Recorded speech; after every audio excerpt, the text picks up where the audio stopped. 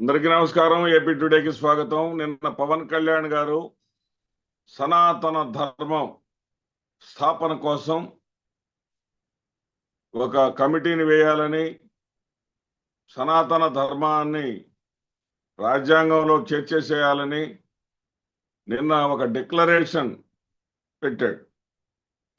ఈ డిక్లరేషన్ సందర్భంగా తిరుపతిలో ఆయన చేసినటువంటి వ్యాఖ్యలకు ముఖ్యంగా ముగ్గురు బలిపశులైపోతున్నారు. ఒక ఆయన మొట్టమొదట ఆయన చంద్రబాబు నాయుడు,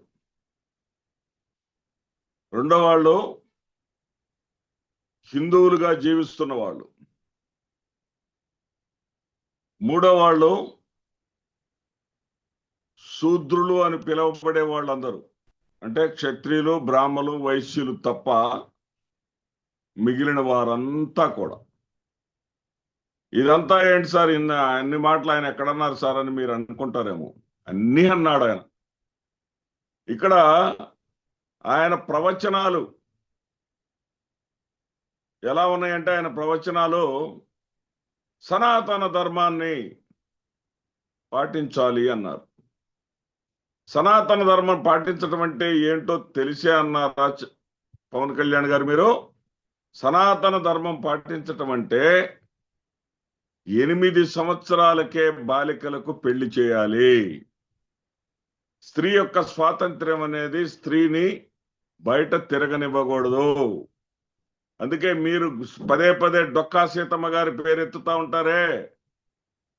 ఆంధ్రప్రదేశ్ అన్నపూర్ణగా పేరుగాంచినటువంటి డొక్కా సీతమ్మ గారికి ఏదైతే మధ్యాహ్న భోజన పథకానికి పేరు పెట్టించాలని చూసి, లేదా అన్నా క్యాంటీన్లకు పేరు పెట్టించాలని చూసి ప్రయత్నం చేసి అన్నా క్యాంటీన్లలో విఫలమై మధ్యాహ్న భోజన పథకం దగ్గర పెట్టించగలిగారే, ఆ డొక్కా సీతమ్మకు కూడా 8వ ఏటే పెళ్లి చేశారు సార్. అంటే 8 ఏళ్లు నిండిన వెంటనే పెళ్లిళ్ళు చేసేసేయాల. స్త్రీ స్వాతంత్రం ఉండకూడదు సనాతన ధర్మంలో. అంటే ఇప్పుడు చదువుకుంటూ అన్ని రంగాల్లో ముందుకెళ్తున్నటువంటి మహిళలను మొత్తం వెనక్కి తోసేయాలా పవన్ కళ్యాణ్ గారు? అదేవిధంగా మీరేమన్నారంటే సనాతన ధర్మపీఠం అని చాలా గట్టి మాటలు మాట్లాడారే. ధర్మపీఠాన్ని ఏర్పాటు చేయాలి అని. ఆ ధర్మపీఠం చెప్పేది ప్రధానమైనటువంటి మరొక మాట ఏంటో తెలుసా? వేదం. వేదం అనేది బ్రాహ్మణులే చదవాలి. వేదం అనేది వేద పండితులే చదవాలి. వేదం శూద్రులెవరూ చదవకూడదు. శూద్రులు ఎవరైనా వేదం చదివితే శేషం పొయ్యాలి. శేషం అని అంటారు సనాతన ధర్మంలో. మరి శూద్రులంటే దళితులు కాదు పవన్ కళ్యాణ్ గారు. మీరు కూడా శూద్రులే, నేను కూడా శూద్రునే, అందరం శూద్రులమే. బ్రాహ్మణ, క్షత్రియ, వైశ్య కాని వాళ్ళు మొత్తం కూడా శూద్రులే. అంటే వీళ్ళెవరు చదువుకోవడానికి లేదు. వీళ్ళెవరు కూడా ధర్మ పీఠాల గురించి మాట్లాడటానికి లేదు. ఏం మాట్లాడుతున్నావు నీకైనా అర్థమైందా? ఉప ముఖ్యమంత్రి గారు, అర్థమయ్యే మాట్లాడుతున్నారా? అసలు హిందూయిజంలో అసలు ప్రధానమైనటువంటి ధర్మం ఏంటంటే ప్రతి జీవరాశుల్లోనూ ప్రకృతిలో కూడా భగవంతుని చూడమని చెప్తుంది హిందూ మతం. దానికి మీలాంటి వాళ్ళు వచ్చి పెడదోరలను పెట్టేసి ఇలాంటివన్నీ పెట్టేసి ఏది 8 ఏళ్ల అమ్మాయికి పెళ్లి చేశారనుకోండి, ఈమె కర్మగాలి ఆ పెళ్లి చేసిన వాడు వృద్ధుడై చనిపోయాడు అనుకోండి, ఈ పిల్లని చితి మీద వేసి కాల్చేయాల. సనాతన ధర్మం అదే. మరి భార్యను కోల్పోయినటువంటి భర్త ఉంటే పిలక పెట్టుకొని తిరగాల, ఆయన జుట్టుతో తిరగకూడదు. జుట్టు తీసేసి ఒక పిలక మాత్రం ఉంచుకొని పిలకతో తిరగాల. ఇవన్నీ సాధ్యమయ్యే పనులేనా? మతుండే మాట్లాడుతున్నారా పవన్ కళ్యాణ్ గారు? మతి లేక మాట్లాడుతున్నారా? అయోధ్య రాముడికి కల్తీ రెడ్లు పంపించారు అన్నారు. కల్తీ జరగలేదు లేదా జరిగింది అనేది తేల్చడానికి సిబిఐ విచారణకు మీరు సిద్ధమేనా? ఆ దమ్ము ధైర్యం మీ ప్రభుత్వానికి ఉందా? లేదా మీరే ఆరోపణలు చేసి మీరే ఒక సిట్ వేసుకొని మీరే ఒక తీర్పిచ్చుకొని ప్రజల్ని ఏమైనా మోసం చేయదలుచుకున్నారా? ప్రజల్ని ఏమైనా అమాయకులు చేయదలుచుకున్నారా? ఇంకొక మాట మాట్లాడారు, దుర్గామాతను ఏమన్నా మెదలకుండా ఉండాలా? మాట్లాడకూడదా? అమ్మవారిని ఏమన్నా అంటే మీకెవరికి కోపం రాదా? మీకెవరికి రోషం రాదా అని చెప్పేసి ప్రశ్నించారు. ఎవరన్నారండి అమ్మవారిని? అమ్మవారి దగ్గర ఆలయంలో క్షుద్ర పొదలు చేసింది ఎవరండి? ఆలయంలో, దుర్గామాత ఆలయంలో, కనకదుర్గమ్మ ఆలయంలో క్షుద్ర పూజలు చేసింది ఎవరు? మీ చంద్రబాబు నాయుడు గారిని అడగండి, మీ భువనేశ్వరమ్మ గారిని అడగండి. ఎందుకు చేశారు క్షమాపణ చెప్పమనండి. ఎందుకు చేశారు వాళ్ళని చెప్పనండి సార్. ఏమి మాట్లాడుతున్నారో, మీరేం చేయదలుచుకున్నారో, భారతదేశంలో ఉన్నటువంటి అంతర్భాగమైనటువంటి ఆంధ్రప్రదేశ్ రాష్ట్రాన్ని ప్రశాంతంగా మీరు ఉండనీయదలుచుకోలేదా?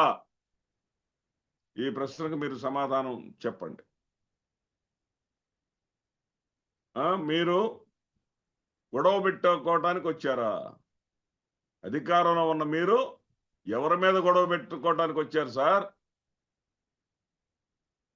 నేను ఇక్కడికి ఇది జనసేన పార్టీ అధ్యక్షుడిగా రాలేదు, ఉప ముఖ్యమంత్రిగా రాలేదు. సనాతన ధర్మపీఠాన్ని స్థాపించాలనే డిమాండ్ చేయటానికి వచ్చాను. సనాతన ధర్మాన్ని వ్యతిరేకించే వాళ్ళని మీద గొడవ పెట్టుకోవటానికి వచ్చాను. ఎవరు వ్యతిరేకిస్తున్నారో చెప్పండి సార్. ఎవరు వ్యతిరేకిస్తున్నారో చెప్పండి. అసలు సనాతన ధర్మం అంటే అర్థం మీరు చెప్పారా? మగవాళ్ళు పిలక పెట్టుకోవాల్సిందని చెప్తారా రేపు? ఆడవాళ్ళకి చదువు సంధ్యలు చెప్పించకూడదు అని మీరు రేపు చెప్పడానికి మీరు సిద్ధంగా ఉన్నారా? వీటికి సమాధానాలు చెప్పండి. ఎవరి మీద గొడవ పెట్టుకోవడానికి వచ్చారు? శూద్రుల మీద గొడవ పెట్టుకోవడానికి వచ్చారా? శూద్రుల మీద గొడవ పెట్టుకోవడానికి వచ్చారా? నువ్వు శూద్రుడివేనన్న సంగతి గుర్తుపెట్టుకోండి పవన్ కళ్యాణ్ గారు. నువ్వు శూద్రేతరుడు కాదు. నువ్వు కాషాయం ధరించినంత మాత్రాన, బొట్లు పెట్టుకున్నంత మాత్రాన బ్రాహ్మణుడు అయిపోవు, వేద పండితుడు అయిపోవు. బాగా గుర్తుపెట్టుకోండి.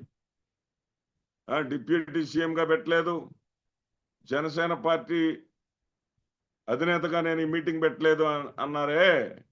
ఏం మీ జేబులో డబ్బులు పెట్టి పెట్టారా?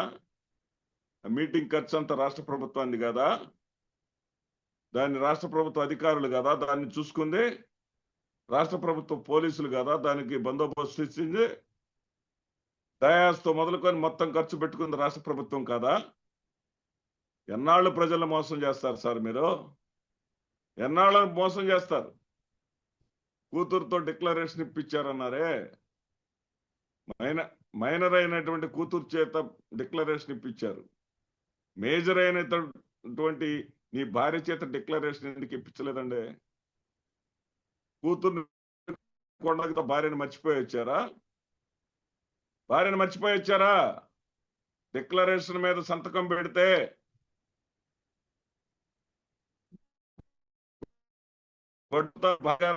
సిగ్గు శరం లేకుండా గొడ్డలి నూరుతా ఉంది. సంతకం పెడితే గొడ్డలు పెట్టి నరికేస్తా తోటి జగన్మోహన్ రెడ్డి గారు తిరుమలకు రాలేదనేటువంటి నీచమైనటువంటి విమర్శలు చేసినటువంటి నీవు మీ భార్యను ఎందుకు తీసుకురాలేదండి? మైనర్ అయినటువంటి 10-12 ఆయన తీసుకొచ్చి సంతకం పెట్టించావే నువ్వు? ఆ అమ్మాయి రేపు క్రిస్టియన్ మేజర్ అయిన తర్వాత ఆ అమ్మాయి చేత నువ్వు సంతకం పెట్టించగలవా? సంతకం పెట్టించగలవా? అయినా డిక్లరేషన్ ఒక రూల్ పెట్టండి మీరు. అన్య మతస్థులు అక్కడికి వస్తే సంతకం పెట్టాలి అని పెడతారు. ఇష్టం ఉన్న వాళ్ళు వెళ్తారు. సంతకం పెట్టడానికి కూడా ఇష్టం ఉన్నవాళ్ళు, విశ్వాసం ఉన్నవాళ్ళు, నమ్మకం ఉన్నవాళ్ళు వస్తారు, సంతకం పెడతారు, వెళ్తారు. రోజు వేలాది మంది అన్య మతస్థులు వెళ్తున్నారు కదా, వాళ్ళందరూ సంతకాలు తీసుకోవట్లేదేమండి? దాన్ని సూటిగా ప్రశ్నిస్తేనేమో ఏమంటారు మీరు? ప్రముఖులకి అంటారు. ఎక్కడ రాజకీయాలండి ఇవి? ఇవి ఎక్కడ చెత్త రాజకీయాలండి? ఇవేమి రాజకీయాలండి?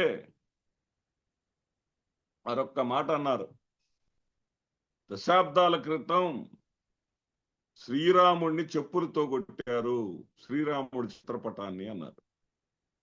ఎక్కడ చూశారు సార్ మీరు? మేము పుట్టి పెరిగినాక చూడలా. రాముడు, శ్రీరాములు అంటే ఆ సత్పురుషుడి యొక్క దేవాలయం లేని ఊరు ఉండదు. ఆయనని భగవంతుడిగా పూజించని ఊరు ఉండదు. మీకేమో ఆయన్ని చెప్పులతో కొట్టినటువంటి సంఘటన జరిగిందంట. మరి దశాబ్దాలుగా సంఘటన జరిగితే ఎందుకు మిన్నకుండిపోయారండి? ఆ దశాబ్దాల క్రితం మీరేంటండి? దశాబ్దాల క్రితం మీరేంటి పవన్ కళ్యాణ్ గారు? మీరొక చేగు వీర, మీరొక దీపారాధన కుంది నుంచి సిగరెట్ వెలిగించుకునేటటువంటి తండ్రి కుటుంబం. నేను చెప్పలా, మీరే చెప్పారు. ఆ తండ్రి కుటుంబం నుంచి వచ్చిన వాళ్ళు. మీ అన్న అసలు దేవుడు అనేది రాంగ్ కాన్సెప్ట్ అంటాడు. మీరేమంటారు? ఎప్పుడో జరిగిన సంగతులు మీరే అంటున్నారు కదా, ఎప్పుడో రామాయణ విషవృక్షం రాశారు ఎవరో, ఇవన్నీ చెప్పారు కదా సార్. మరి ఎప్పుడో జరిగిన విషయాలన్నింటినీ ఇప్పుడు బయటకు తీసుకొస్తున్నారంటే చంద్రబాబు నాయుడు గారు, మీరు లడ్డు అపవిత్రమైందనేటటువంటి ఒక అసత్యాన్ని లోకంలోకి తీసుకొచ్చిన తర్వాత గతాన్ని మీరు తవ్వుతున్నప్పుడు మీ గతాన్ని కూడా మేము తవ్వాలి కదా. మీ గతం ఏంటి సార్? దీపారాజన కుండీ నుంచి సిగరెట్ వెలిగించుకున్న గతం మీది. మీ బీఫ్ తినేటటువంటి గతం మీది. సనాతన ధర్మంలో బీఫ్ తింటారా సార్? బీఫ్ ఏకంగా తింటున్నారు. ఇక్కడన్నా లడ్డూలో కలిసిందని చెప్పారు, మీరు ఏకంగా బీఫ్ తిన్నానని చెప్పారు. బాప్టిజం తీసుకున్నానని చెప్పారు. సనాతన ధర్మంలో బాప్టిజం తీసుకోవటం ఉందా? పైగా శ్రీరాముడి గురించి ప్రస్తావన చేశారే. శ్రీరాముడు ఏకపత్ని వ్రతుడు సార్. అసలు ఆయన పేరు ఉచ్చరించేటటువంటి హక్కు మీకు ఉందా? ఆయన పేరు గురించి మాట్లాడేటటువంటి హక్కు మీకు ఉందా? ఆయన గురించి, శ్రీరాముడి గురించి, ఏకపత్ని వ్రతుడైనటువంటి శ్రీరాముడి గురించి అనేక మందికి విడాకులు ఇచ్చినటువంటి నీకు ఆయన ప్రస్తావన చేసేటటువంటి హక్కు ఉందా? చెప్పండి సార్, చెప్పండి. ఇక రెండోది, సనాతన ధర్మం అయిపోయింది. రెండోది, చంద్రబాబు నాయుడు గారు మీ ప్రకటనల పట్ల చింతించేటటువంటి వ్యక్తి అని ముందు చెప్పాను. అవును, ఆయనే చింతించేటటువంటి వ్యక్తి. ఎందుకంటే మీరేం చెప్పారు? జగన్ గారు లడ్డూలో కల్తీ చేశారని మేము అంటలేదు అన్నారు. అక్కడ ఉన్నటువంటి బోర్డు చేసింది తప్పు అని చెప్పేసి మేము అన్నామన్నారు.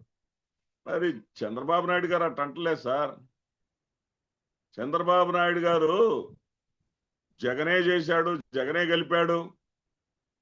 లారీ బయలుదేరినాక వాళ్ళు కూడా చెబుతున్నారు, వాళ్ళ అధికార ప్రతినిధులు అడ్డదిడ్డంగా మాట్లాడతారు. ఆనం వెంకటరమణారెడ్డి ఒకడు, కొమ్మారెడ్డి పట్టాబ్ ఒకడు, వాళ్ళు చెప్తా ఉన్నారు బయలుదేరినటువంటి లారీ 10 రోజుల ప్రయాణం సమయం తీసుకుంటే గొడ్డు మాంసం కలిపినట్ట, పందికొవ్వు కలిపినట్ట. వాళ్ళు ఆర్డర్ తెచ్చుకొని ఉంటారు. తెచ్చుకున్నటువంటి ఆర్డర్కి సాగినటువంటి సప్లై వాళ్ళ దగ్గర ఉండదు. వాళ్ళు వేరే డైరీ ఫామ్ల దగ్గరికి వెళ్ళి నెయ్యి కొనుక్కొని వచ్చి ఫిల్ చేసుకొని ఉంటారు. అంతేగాని సమయం పట్టిందని, వారం 10 రోజులు పట్టిందని చెప్పేసి దాంట్లో కలిపినట్టు ఎట్లా అవుద్ది? ఆధారాలు లేని అసత్య ఆరోపణలు మీరు చేస్తే వాటికి శాంటిటీ లేదని సుప్రీంకోర్టు మొట్టికాయలేసిన తర్వాత మీరు ఇక చంద్రబాబును నమ్ముకుంటే లాభం లేదని చంద్రబాబును కూడా దోషిని చేయటానికి చంద్రబాబు తొందరపడి అన్నాడేమో కానీ జగన్మోహన్ రెడ్డి గారు భుజాలు ఎందుకు తడుముకోవాలి అని చెప్పేసి అన్నారే. అంటే మీరు ఎండగడతా ఉంటే మీరు ప్రతిరోజు జగనే చేశాడు అని చంద్రబాబుకు చెందినటువంటి అనుకూల పత్రికలన్నీ కూడా అదే విధంగా అనుకూల ఛానళ్ళన్నీ కూడా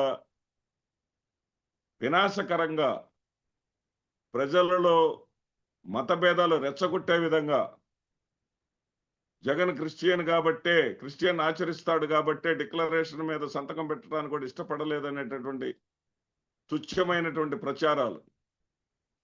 జగన్మోహన్ రెడ్డి మతం పట్ల, హిందూ మతం పట్ల గౌరవం లేదు కాబట్టే అసలు ఎవడు కలుపుతాడండి? ఏదైనా సరే ఆ రేటు కన్నా మీరు చెప్పిన 320 రూపాయల రేటు కన్నా తక్కువగా ఉండేటటువంటి పామాయిలో, లేకపోతే గ్రౌండ్ నట్ ఆయిలో, లేకపోతే ఇంకొక ఆయిలో, సన్ఫ్లవర్ ఆయిలో కలిపారంటే అర్థం ఉంది. కానీ 320 రూపాయల కన్నా పెచ్చు రేటు ఉండేటటువంటి జంతు కొవ్వును కలిపారంటే ఎవడ నమ్ముతాడండి? మీరు ప్రజలలో అలజడులు సృష్టించాలని చెప్పేసి మీరు వెళ్ళారే. మీరు ఇప్పుడు చంద్రబాబు నాయుడు గారిని మీ వ్యాఖ్యల ద్వారా మేము జగన్మోహన్ రెడ్డి గారు ఆయనను అనడం లేదు అనేటటువంటి మాటల ద్వారా ఆయనను దోషిని చేశారు. మీరు చంద్రబాబు నాయుడు గారిని తప్పుడు ఆరోపణ చేసిన వ్యక్తిగా సుప్రీంకోర్టే కాదు మీరు కూడా నిలబెట్టారు అని చెప్పాలి. ఇక హిందువులు శూద్రులే అందరూ హిందువులు కావాలని లేదు, హిందువులందరూ కూడా శూద్రులు కావాలని లేదు. హిందువులను చాలా ఘోరంగా మీరు విమర్శించారు. ఏం విమర్శించారు? ముస్లిం అనగానే అందరూ సైలెంట్ అయిపోతారు, జీసస్ అనగానే వాళ్ళు సైలెంట్ అయిపోతారు, గోవింద అన్నా కానీ మీరు గమనుండట్లేదు, గోవింద అంటే మీరు గౌరవించట్లేదు, ఎక్కడ చప్పట్లు కొట్టాలో మీకు తెలియదు. అంటే మీరు మొత్తం హిందువులు అవమానిస్తా ఉన్నారు. మొత్తం హిందువులను అవమానించేటటువంటి మిమ్మల్ని సూటిగా ప్రశ్నిస్తున్నారు ఆ హిందువులంతా. ఏమిటంటే మీరు సినిమా రంగం ప్రస్తావన కూడా చేశారు. సినిమా రంగంలో సినిమా వాళ్ళు ఇంత సైలెంట్ గా ఉంటారేంటి? హిందూ ధర్మపీఠం కోసం నేను పోరాడుతుంటే సినిమా వాళ్ళు ఎవరు స్పందించరేంటి అన్నారే. ఆ సినిమా కుటుంబం నుంచి వచ్చిన ప్రభుత్వమే. నీకు కోతవేటు, తిరుపతికి కోతవేటు దూరంలో ఉంటుంది చెన్నై. ఆ చెన్నైలో ఉండేటటువంటి ముఖ్యమంత్రి స్టాలిన్, ఆయన చేత ఈ ధర్మపీఠానికి సంతకం పెట్టిస్తావా? ఆయన మీ సినిమా వాడే కదా. అయినా సినిమా వాళ్ళు మొత్తం కూడా నీ నోటి వెంట ఏ మాట వస్తే ఆ మాటకి జై కొట్టాలా? మీరు సనాతన మీ దీపారాధన నుంచి సిగరెట్ వెలిగించుకుంటాము, బీఫ్ తింటాము అని మీరంటే అదే నిజమైనటువంటి హిందుత్వాన్ని సినిమా వాళ్ళు అంగీకరించాలా? అదేవిధంగా సినిమా వాళ్ళు మీరు ఏది పిలిచినా మీరు కలిసి రావట్లేదని చెప్పేసి చెప్తున్నారే. సినిమా వాళ్ళు ఎవరు ముందుకు రావట్లేదు.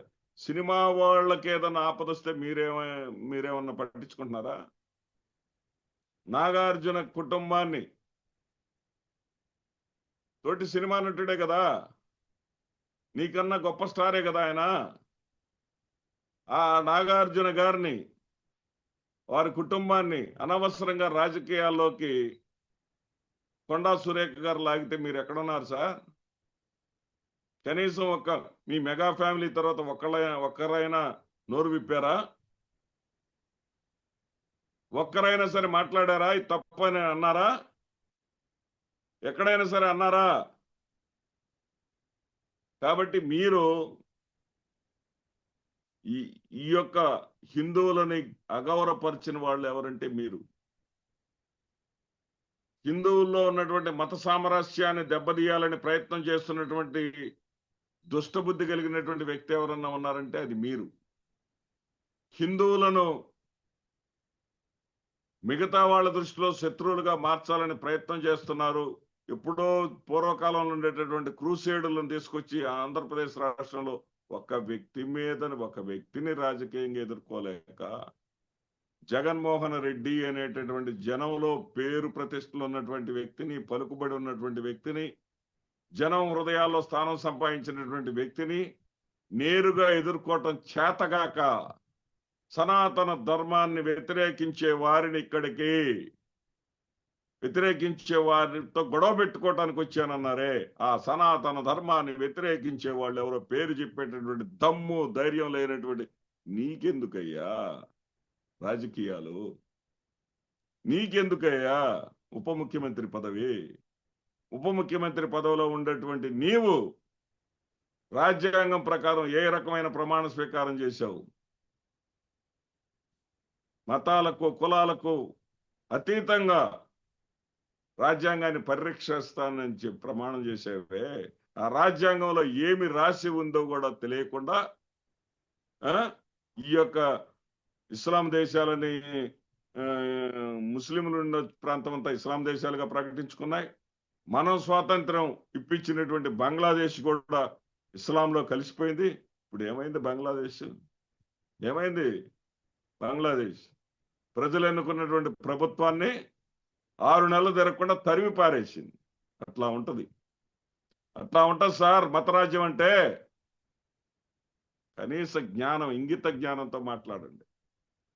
మీకు జగన్మోహన్ రెడ్డి గారి మీద ఏదన్నా కోపం, ద్వేషం ఉంటే జగన్మోహన్ రెడ్డి గారిని రాజకీయంగా ఎదుర్కోండి. జగన్మోహన్ రెడ్డి గారు చేసినటువంటి సంక్షేమం కన్నా ఎక్కువ సంక్షేమం చేసి పోటీ పడి ఆయనని కాదని మీరు పేరు తెచ్చుకోండి. ఆయనకు మించి సూపర్ 6 ఇస్తామని చెప్పారు కదా. ఆయన ఏదైతే 15,000 రూపాయల చొప్పున ఎస్సీ బీసీ మహిళలకు మాత్రమే ఇస్తా ఉంటే మీరు ప్రతి మహిళకి 18,000 చొప్పున ఇస్తామని చెప్పారు కదా. ఈ మాటలు నిలబెట్టుకోండి. ఆయన ఇంట్లో ఒక్కళ్ళకి మాత్రమే అమ్మఒడి 15,000 ఇస్తానంటే ఇంట్లో ఎంతమంది పిల్లలు ఉంటే అంతమంది పిల్లలకి ఇస్తామని చెప్పారు కదా. ఆ మాటలు నిలబెట్టుకోవడానికి ప్రయత్నం చేయండి.